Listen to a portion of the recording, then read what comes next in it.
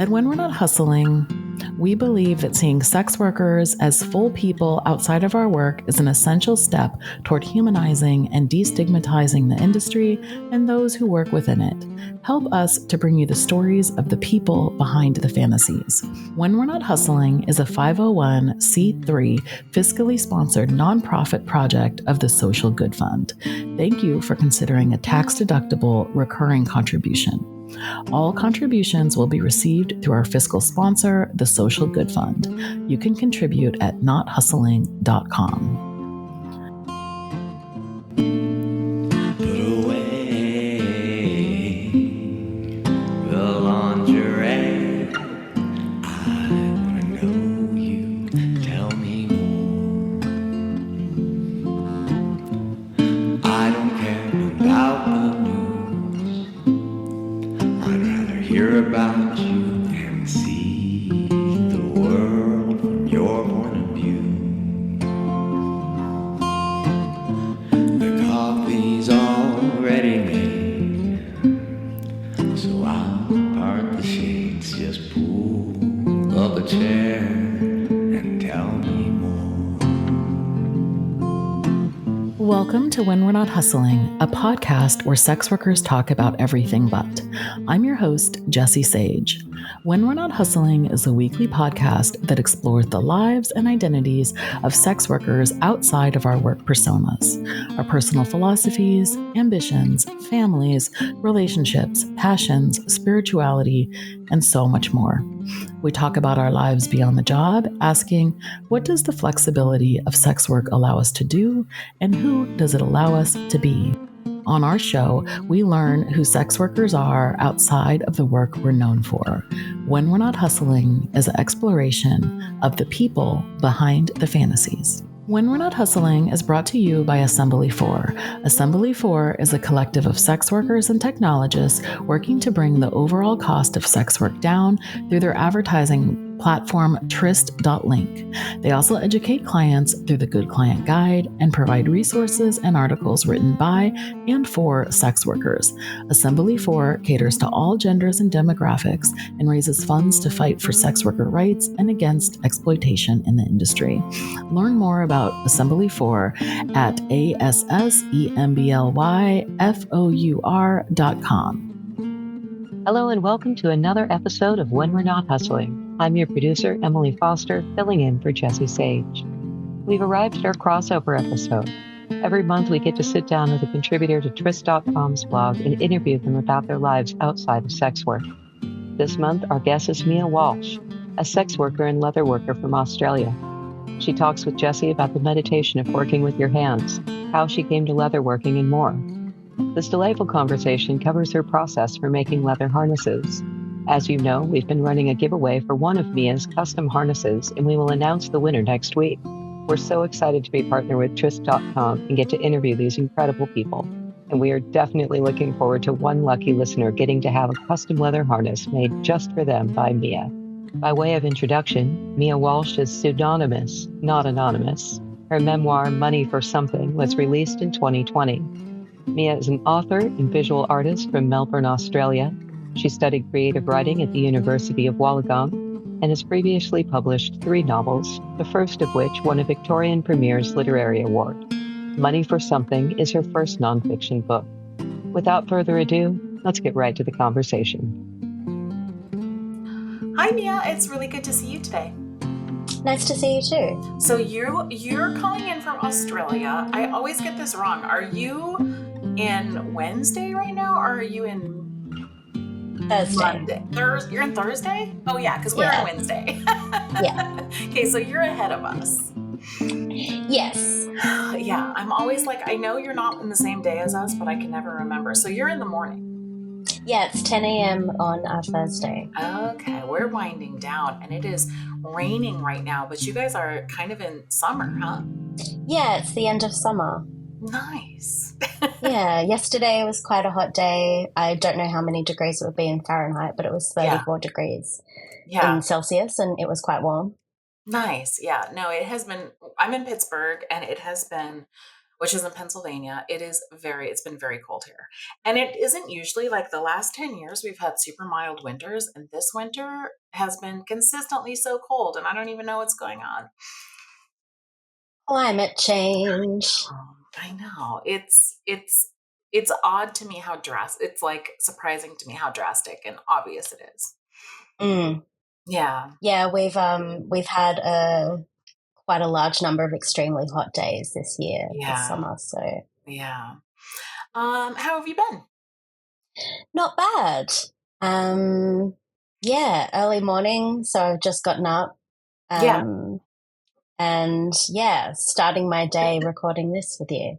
So I know you've done some articles for Trist, and you're also a leather worker. And we had you on today in this second crossover episode where we're connecting with the writers of Trist who are writing about what they do when they're not hustling. And so I wanted to talk to you about your hobby. I don't want to say a side hustle, but your like hobby / side hustle. So tell me a little bit about what you do and what leatherworking is. Like all good millennials, I did turn my hobby into a side hustle. Yeah. But so leatherworking is an expensive hobby to have. Yeah. So inevitably I did end up selling my pieces because there's only so many harnesses that I can wear or make for my friends. So eventually I did start, I had a little Etsy store. Nice. Do you still have an Etsy store? I stopped doing the Etsy store. I stopped doing it when it started feeling like work. Yeah, it stopped being a hobby and started feeling too much like work, and so it got stressful. Also, Etsy fees are ridiculous, and postage became extremely expensive, and it just stopped being worth it.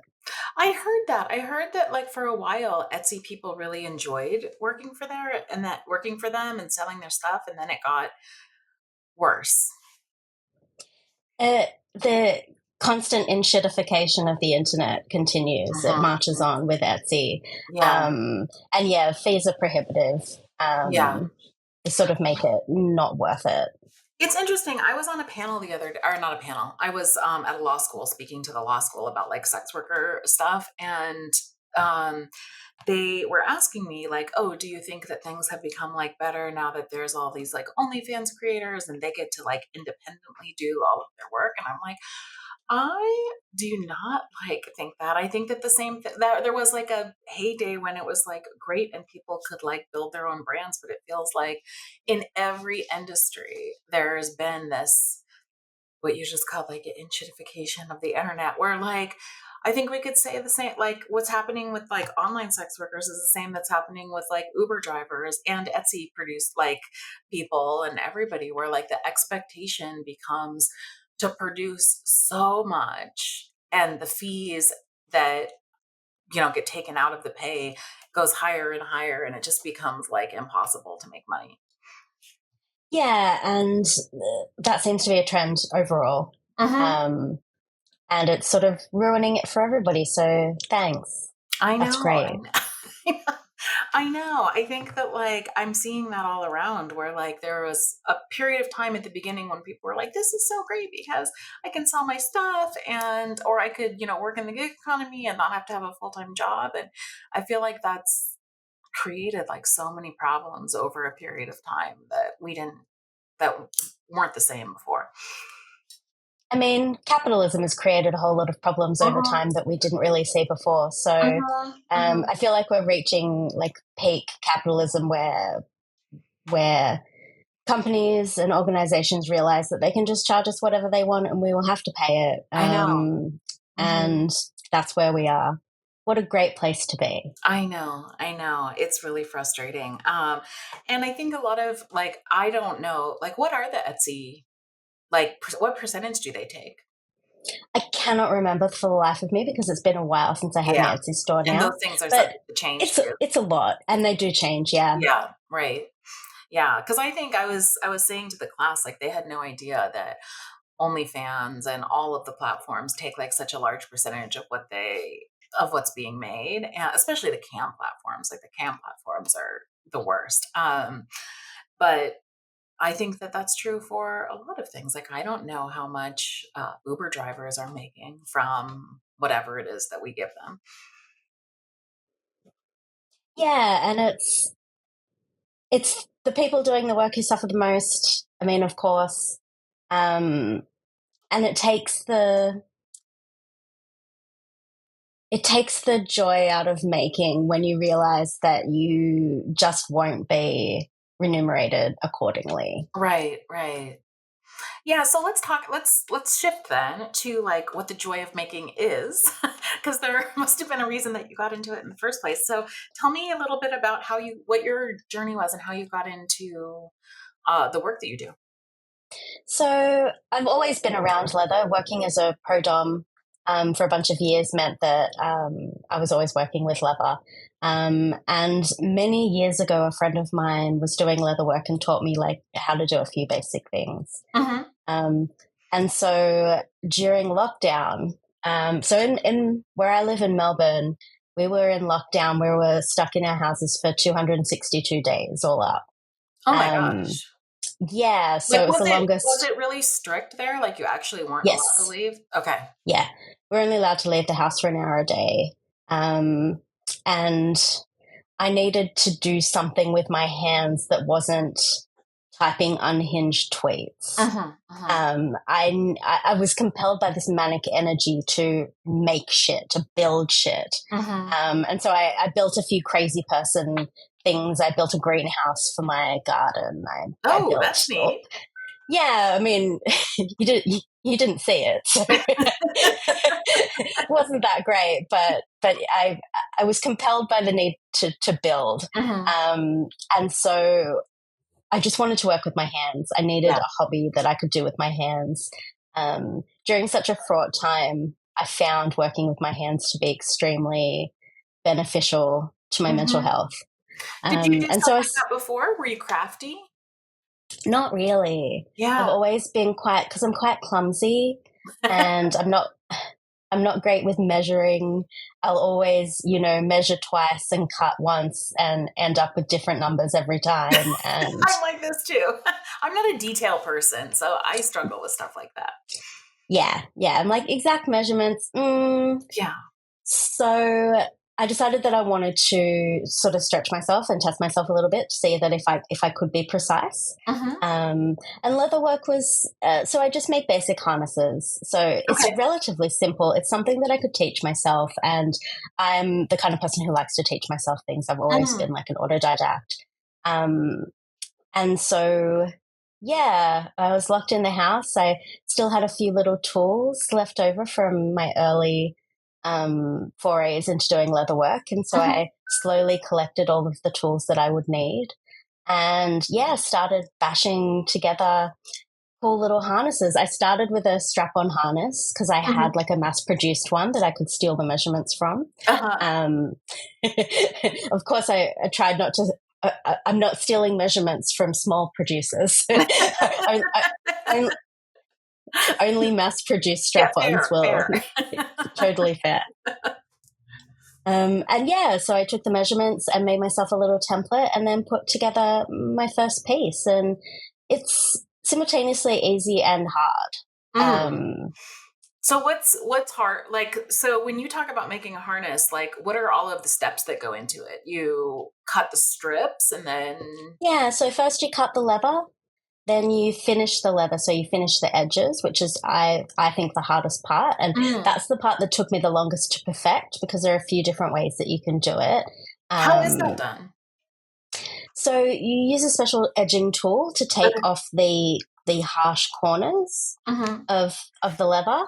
And then I paint it with a leather paint, and then I burnish it with a Dremel tool. Oh, wow! Which softens, which softens the edge, and so that's the way that I decided to do it, and it seems to have worked for me because the edge finishing is the part that makes it look professional. Yeah, and so getting that right was really hard learning curve, but getting it right is what elevated my pieces from looking amateur to looking professional. Yeah, right, right.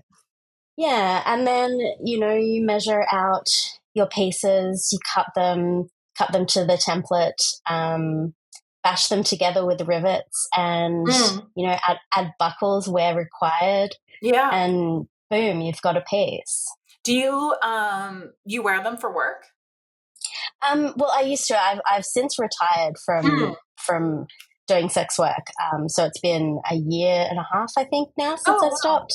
But I do have a lot of friends who do wear my pieces for their work. So, nice. Yeah. Yeah. I have a harness that I bought on Etsy, which is funny, that I really like. That's really cool. But I like to wear it over like dresses, like not necessarily for work, but just like for the fashion of it. Yeah, I have like what I call my casual harness that I wear sort of over dresses and cute little outfits. And yeah, I quite like that it's more mainstream and that people are buying harnesses for fashion reasons and not just for sexy reasons. Right. Yeah, they're fun. Yeah. Yeah, kind of like spice up an outfit a little bit. Yeah, exactly. Yeah, yeah. So do you make anything else, or is that mostly what you make? I mostly make harnesses. I'm not great at sewing, so I've never kind of gotten to the point where I could make anything that required anything out of leather that required sewing. Right. So yeah, mainly just harnesses, mainly working with strips of leather, and the learning curve is quite simple. Like it's something that I think anybody could kind of teach themselves to do. Yeah. What do you like about it? I really enjoy the process of working with my hands and the process of getting each step down perfectly. Yeah. If that makes sense. Yeah. And going through that process of here's the steps that I take, and I've mastered each step and I know that I can do it well. Right. That's the process that I really enjoyed.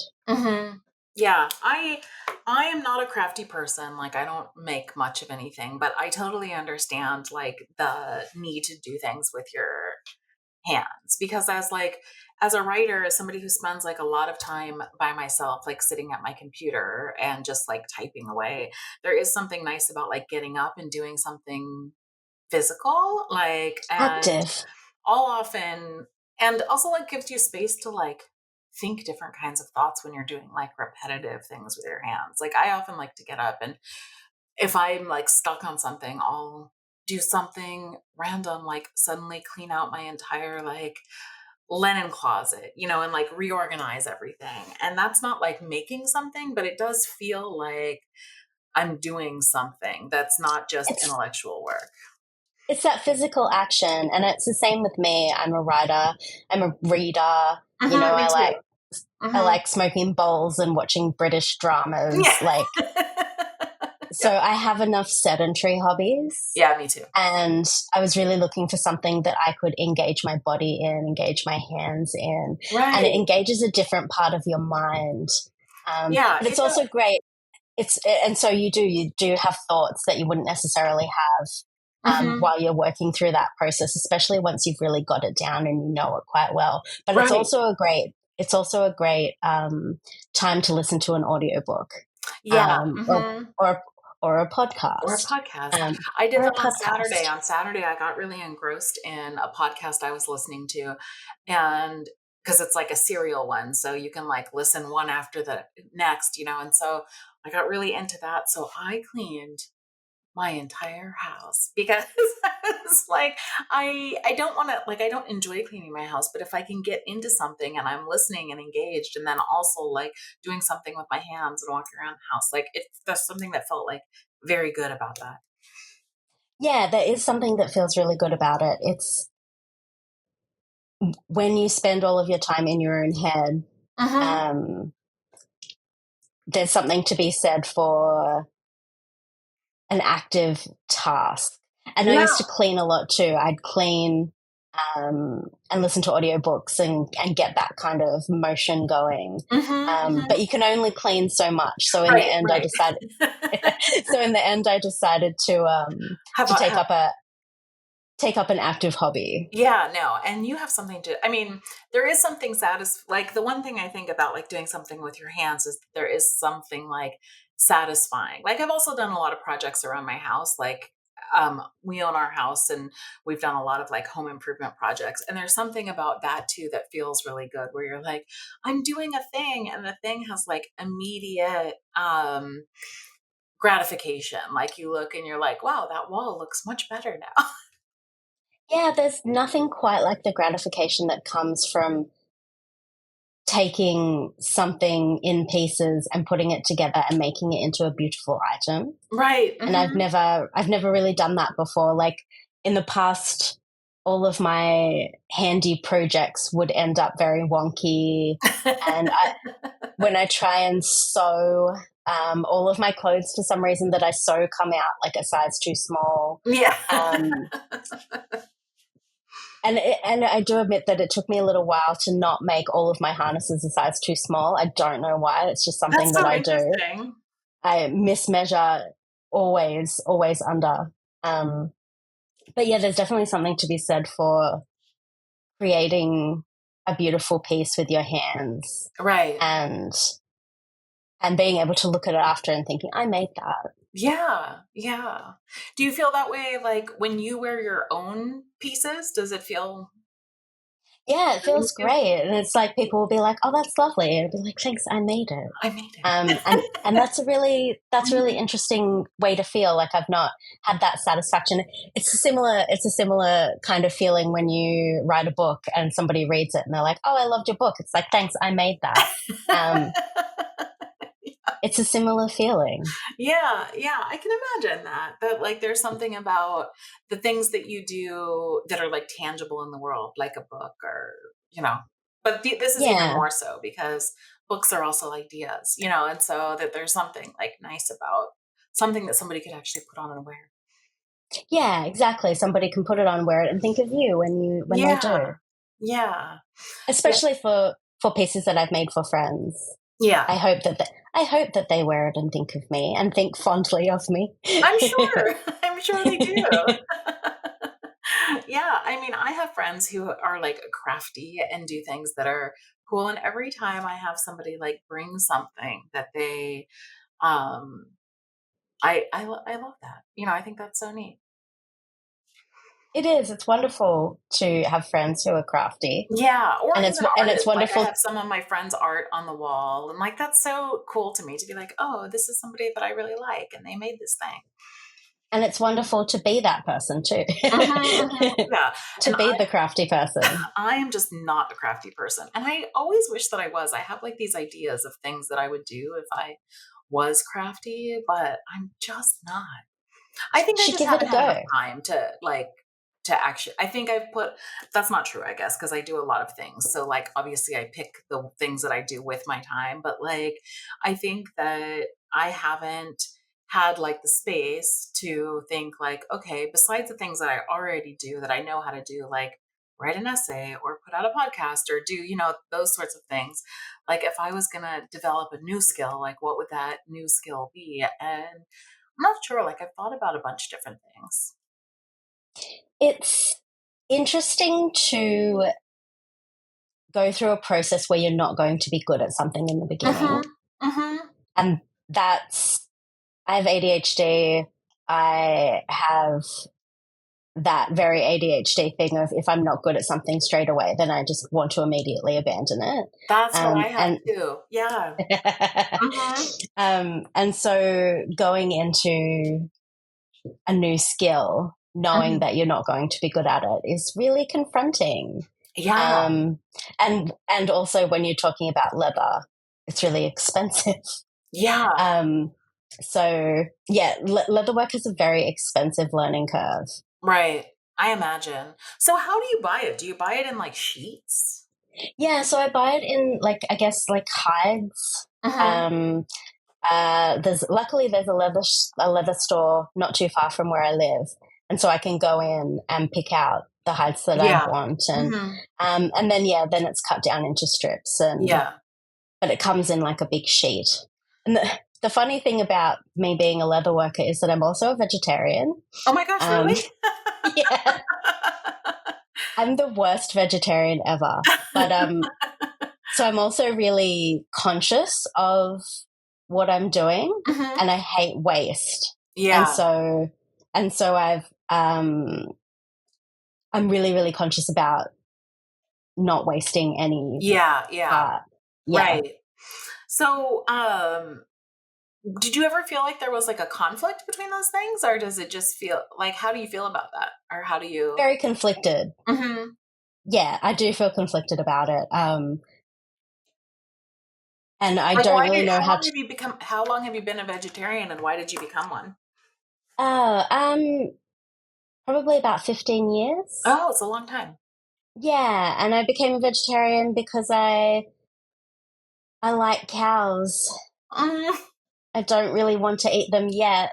I have looked extensively for leather alternatives that are as higher quality, and it's difficult to find. Yeah. I have found some really beautiful materials. They're very, very expensive. And so I'm just hoping that sort of as time passes, the costs of these things will go down. And, what are they usually made out of? Like, what are the alternatives made out of? Plant matter. So I've seen cactus leather, pineapple leather, mushroom leather. So there are a lot of different kinds. There are a lot of different companies working. Together? I have no idea. It's so interesting. Yeah. It's some kind of process, I imagine. Yeah. But there are a lot of companies working with finding leather alternatives. That's interesting. Although then it wouldn't have that like leather smell. I love the smell of leather. So do I. I've always loved leather. And working in professional BDSM, obviously you're very close to leather all the time. And it's quality and it does last. Yeah. Every other reasonably affordable piece of faux leather that I could find was definitely like a chemical compound PVC type thing, and it doesn't last. Yeah. Skins are a byproduct of the meat trade. And so, you know, I feel like I'm using that byproduct. Yeah, that's true, because it's not like animals are getting like killed for the skins. Cows aren't. Not exactly. Yeah. Not exactly, no. But I still it is still definitely something that I have to do a lot of like double think on to get past. When We're Not Hustling is powered by Black Venom Digital. Black Venom Digital is a collaboration between myself and industry veteran Mr. Black Venom. Black Venom Digital aims to provide adult professionals and entrepreneurs with professional-grade web design, graphic design, and branding services that will inspire growth and success.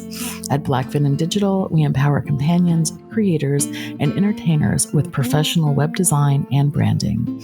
If you're looking for a new website or any other branding services and you work in the adult industry, please find out more at blackvenomdigital.com. Please remember to subscribe, rate, and review us wherever you listen to your podcast. Doing so will help others find us. And if you're a sex worker who wants to come on the show and talk about your life outside of work, we would love to have you. Please send us an email with more information to nothustlingpod@proton.me. Yeah. But I kind of see, I can't understand that though, because if like there is something ethical too about using, if they're going to die anyways, like using all of the things that you can use in the way that you're talking about, like not wasting. Yeah. It's interesting. We just recently had somebody on the show who, she is an artist, a multimedia artist, and she makes her art out of animal remains, like roadkill and things that she finds, but even like not even just roadkill, but like the shedding of snakes and like different things like that. So she finds all of that and like uses that to create her art. True animal byproduct. Yeah. And there was something really interesting about that, using all of that stuff. Yeah, for sure. It's I've always wanted to be able to get more into the process of making leather and see what the process is. I've seen people obviously working leather and working hides into making leather, and it's a really interesting process. Okay, so I have a but really, obviously, really dumb question. Is I may not be able to answer it. You probably will. It seems dumb to me now that I'm going to ask it. Is that like really good leather smell coming from the leather or from how the leather is treated? Like, what is the smell? I imagine it's probably a little bit of both. Yeah. But I actually couldn't tell you. Interesting. Yeah. Oh, sorry. Go ahead. I should probably look that up. Because it's so distinctive that you would think, like, does that come from like the animals, or is it the process, or whatever it is that they treat it with? I'm not actually sure, but you would think that if it was like the treatment, that it would, I don't know, that you would smell that other places too, but you don't. No, you don't. It is such a singular smell, and it takes me back. When I smell leather, it takes me back to like the dungeons of my youth. Yeah. I interviewed a guy who is a sub one time for an article I wrote, and he was talking about his 60th birthday and how on his 60th birthday, and I love this story, he got like 60 whips from his dom, and he was telling that story, but he said that the night before she saw him and she had him like smell the leather that she was going to use to whip him, and how like that brought him like as soon as he saw it like into the headspace. And I thought that was really interesting, like using the smells to kind of build the anticipation too. Yeah, that's like a really beautiful sort of sentiment, isn't it? That a mere smell can sort of drop somebody into subspace. Yeah, exactly. Yeah, and I love that about planned out. I love that about leather and about BDSM. Yeah, that there's like, it's not just about a singular sensation, but like all of the senses like being brought into this experience. So he only got the smell of it the day before, and then like when he got the sensation of actually being like whipped with it, it was then mixed and combined with this like smell of it, with the anticipation that the smell brings. Yeah, there was something to me that was very sexy about that. Yeah, for sure, 100%. I think there is something really sexy about the smell of leather and the feel of leather against your skin, regardless of whether it's coming against your skin hard or slow. Yeah. Kind of depends on the speed. Yeah, I think it's also, I mean, there has to be something that's like primal about it that I haven't like done enough like thinking about, but we're talking about like, I mean, we know that like skin to skin contact with like other humans can be so like primal. It's like one of your first experiences when you're born, but then also like that's so powerful, like in our relationships in our lives, you know, to have like skin to skin contact. And so there has to be something about like the fact that it isn't plastic, or it isn't, you know, that it is like also from another mammal, that even if we're not like thinking about that must, I don't know, I'm like curious to think through like what that is. It must trigger something inside that's what I'm us thinking. Some kind of comfort that is associated with skin. Yeah, I've always really, despite being a vegetarian, I've always really enjoyed fine leather goods. So I love myself a leather bag. So worst vegetarian ever. Yeah. Have you thought about doing things like implements? I have. It is, so I've made a few straps and things like that. I've made restraints for both myself and for other mistresses sort of locally. So I'm at the stage now where somebody can sort of show me a picture and I can figure out how to make something similar. Wow. So you were a pretty quick study then, because it hasn't been that long since lockdown. Well, I mean, 5 years. Yeah. So Okay. four, That's so 4 or 5 wild. years. It really is. Feels Really like is. it just happened. Yes, I agree totally. Yeah. And also like it's been a million years. I know. It feels like both of those things. You're right. Yeah. But I'm really glad that I was able to use lockdown to teach myself at least one thing. Right. Mm-hmm. Seems like a lot of people used it for that, to learn like something. Started, me and my partner, we started Peep Show as a magazine. That was like the project that we did. So my old podcast, Peep Show podcast, we decided to make into a website that had like articles and stuff on it too, and ran it like that for a year and a half during lockdown. And then at the end of it was like, okay, this is too much. We had to go back to like regular life and couldn't run it like that anymore. But yeah, I mean, that was really neat. And that was a neat period of time in which we were like, let's just expand this thing that we're doing into something bigger, because we are just sitting in our house and we can do something. Yeah, well, we were really lucky in Australia in that our government suddenly realized that it could find the money to pay us a universal basic income. Yeah. We did although, yeah.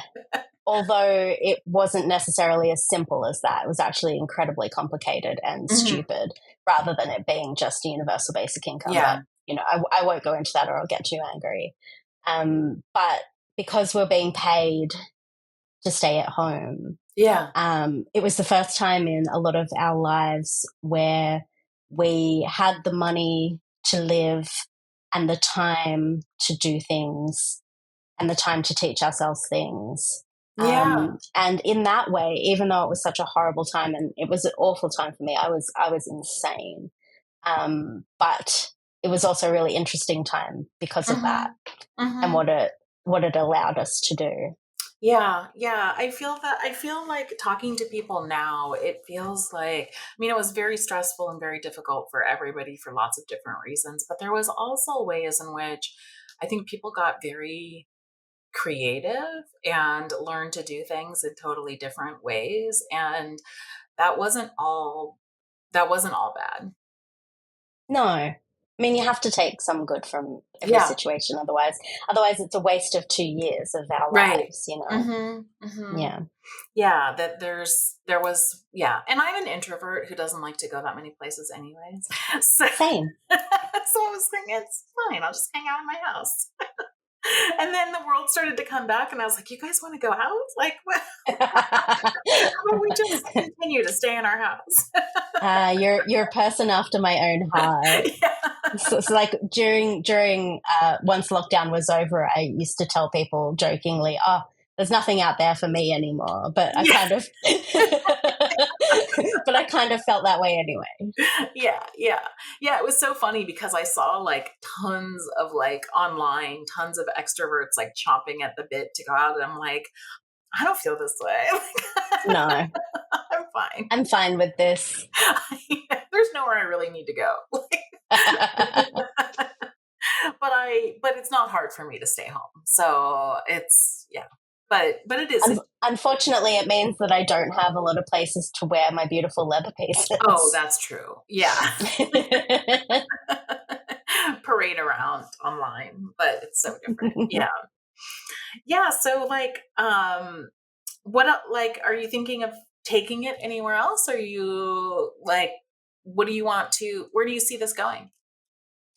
I see myself continuing to make custom pieces for friends and sort of friends of friends, and via word of mouth. I do a lot of repairs. Oh, so people come to me. People I know come to me with their, not necessarily things that I've made, but with their leather items and ask me to repair them. So I do a lot of that, and I have thought about reopening my Etsy store. Unfortunately, I sort of. To make sales, I have to have an Etsy store because it's not just enough to have a shop front online, because, I mean, I'm not great with self-promotion. Right, it's so hard. And how would people find it? Yeah. Exactly. I just want to smash the stuff together. I don't want to have a social media strategy. Thanks very much. Right. So the Etsy store is kind of like vital to having a little business, but Whether or not I want to open it again, I'm not entirely sure. Right. But yeah, it's really interesting. It's just really sweet to have like, you know, people contact me and be like, oh, you know, such and such said that you can make harnesses. Here's a picture of something I want. Can you make me this? And yeah, I can. Yeah, that's really cool. And actually, it seems much nicer to be doing stuff in in like a small circle like that than for people that you never are going to see like them wear it, or you don't have any sort of personal connection to them.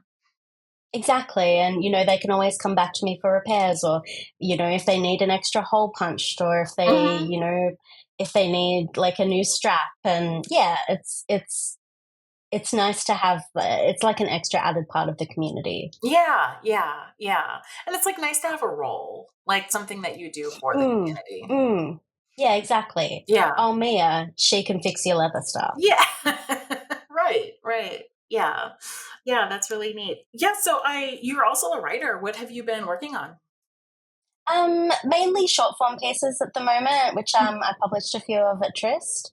And I'm working on, so I wrote a memoir that came out in 2020. What's it called? It's called Money for Something. Mm-hmm. And that's about my first few years doing sex work. It came out in 2020, which was pretty much the worst time for a book to come out in the history of books. Yeah. Because were you planning on, that seems like the worst time, because if you're planning on doing any sort of like touring, it's like not going to happen. No, not exactly. We did have an online launch for it, but it's just not the same. It's just not the same. So did people find it anyway? Like, have you been able to? Yes and no. Like a small group like found it and really enjoyed it, which is wonderful. Yeah. But yeah, it definitely didn't get quite I think everybody was too preoccupied. Yeah. Right. And that must have been very frustrating. It was heartbreaking. You know, the book that I spent, it was a very personal book. It was me coming out publicly as a sex worker. It was a big like any process of writing a book is massive. And so to sort of have that kind of fizzle and die was heartbreaking. Yeah. What was your process like for writing it? Like, how long did it take you to write it? And well, I mean, I've been working on it for years, many years, probably like, you know, almost 20 years. But when it actually came to sitting down and writing it, it took me a couple of months. Oh, wow. Yeah. So I wrote an outline for it. And then that made it really easy. I mean, of course, it's easy to write an outline for a book that's about what you've lived. Yeah. So there's definitely like, I know how that ends. So right. But yeah, no, it didn't take me that long to write, but you know, all books take a lifetime. Yeah. Especially a memoir. Right. Yeah. I'm in the middle of that process right now. Oh, wonderful. Or I'm at like the beginning stages of that process right now. And it's taking me longer than a couple of months, but like I started at the beginning of January, where I'm like writing for a big chunk every day in the morning. And it's hard. It's hard right now because it's also a memoir, to think about what I want to share and like what I don't want to share, and how I want to tell my story. And the big thing for me, I think, has been like the people who are also involved in my life, because I don't live my life like in a vacuum, you know, like how do you talk about all of that? And how did you, like, what do you think the challenges were for you in writing it? So a really interesting thing that I did that I've come to realize, and not a lot of people do, is that all of the main characters in my book, all of the people who have, you know, more than a page dedicated to them, actually got to read the memoir before it was published and had power of veto. Yeah, I gave them power of veto over anything that they didn't want in there. Yeah. So that was really important to me, and it required like me getting in touch with my first boyfriend. And things like that, because it's from such a long period ago. Did people veto things? Actually, no. Yeah. Everybody was like, this is fine. Like, this is what I remember happening. And wow. yeah. I think if you're inclined to do that, you're probably also inclined to be like generous and fair in the way that you represent other people. Yeah. And the people who I couldn't find, I changed so dramatically that they were completely unidentifiable. Yeah. So, yeah.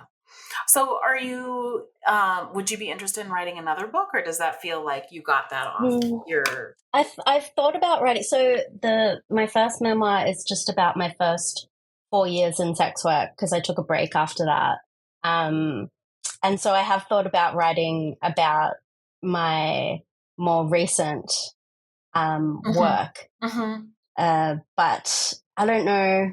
I don't know if I want to write it. I don't know if anyone will want to publish it. And having such a bad experience with the first book makes me has kind of soured me on the experience a little of writing something super personal and putting it out there. Yeah. Do you feel like, was it only negative in the sense that like it was published at like a terrible time, or do you feel like there was also like pushback against it? No, it was a terrible time to publish. Yeah. Right.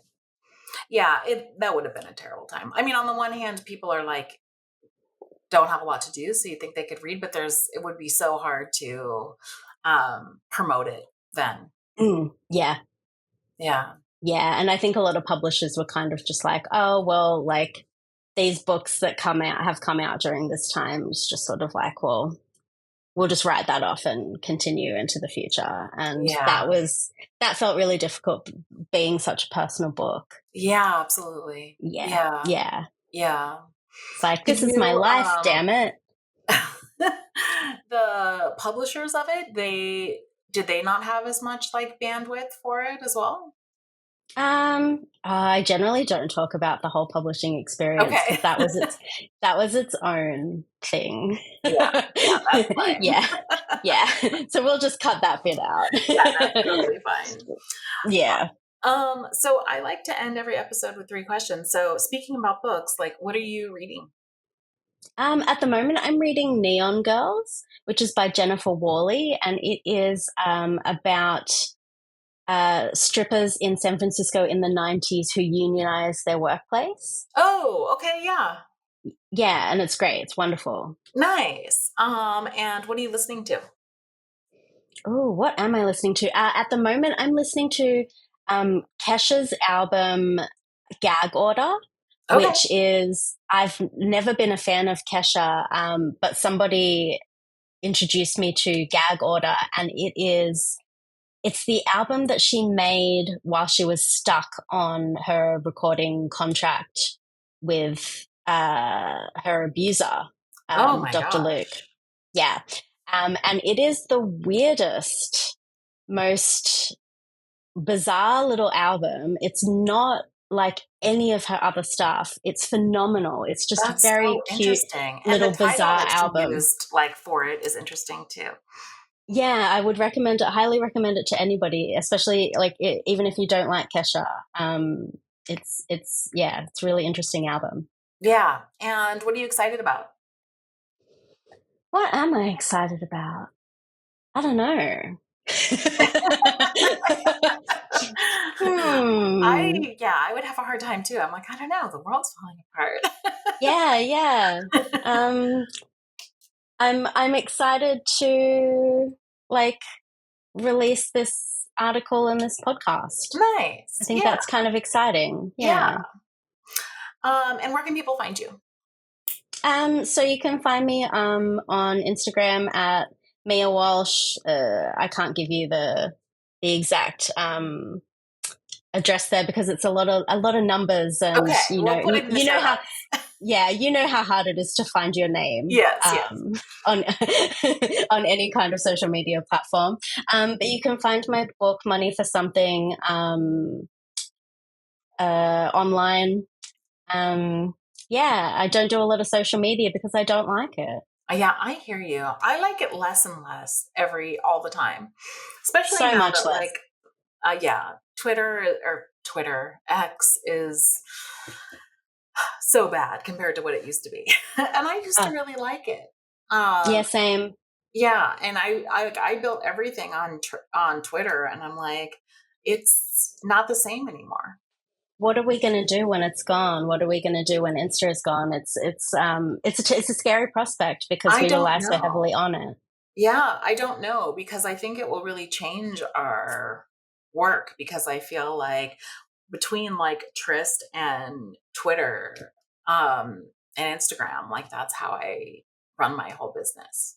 Yeah. And it's a little terrifying to think, how do I find my audience in any other way? Right. But, it takes me back to like things like Zine culture and stuff like that. Like soon your audience will become like your community. It'll be much more, it'll be smaller, but it'll be more localized. Yeah. And there's been times throughout the course of all of this that I'm like, it would be really nice if social media just like zapped out of existence, like, because it's so much pressure now, almost like what we were talking about at the beginning with like the gig economy and Etsy, where like everything has been just like, you have to perform at such a high level in order to like be on anything.